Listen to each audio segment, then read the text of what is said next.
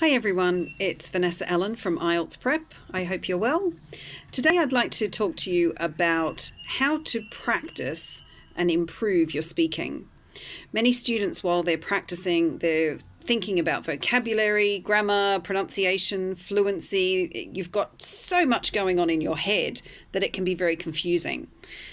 Make things simple for yourself and easy.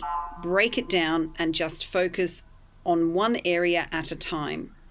The first thing that you need to do is to find out what areas you need work on. So do you have a problem with your grammar? Do you have a problem with vocabulary or fluency? Once you know what areas you need to work on, focus on those areas. If you have a problem with grammar, you need to find out what those grammatical mistakes are and you need to work on them to improve them. So you might say this week or for the next 2 weeks or for the next month, I'm only focusing on grammar. I'm not going to think about vocabulary. I'm not going to think about pronunciation or fluency. I am only going to work on my grammar.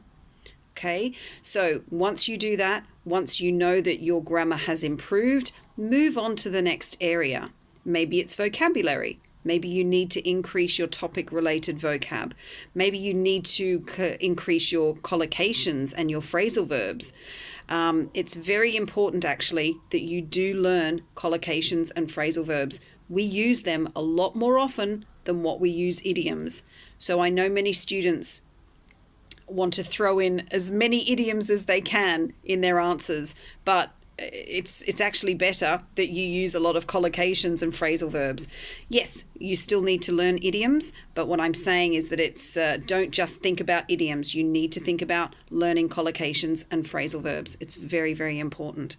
So again, you might think this week I'm only focusing on increasing my vocabulary and using it. Put it into practice. And then once you are comfortable with that, then move on to another area if you have a problem. Maybe fluency. Record yourself and time it actually and see, am I able to speak for that length of time? 1 minute, 2 minutes, 3 minutes.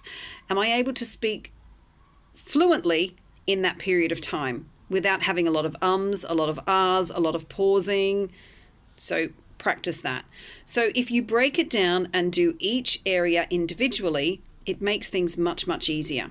Once you've covered all of those areas, then put it all together and then start practicing and focusing on all those 4 areas at the same time. Okay?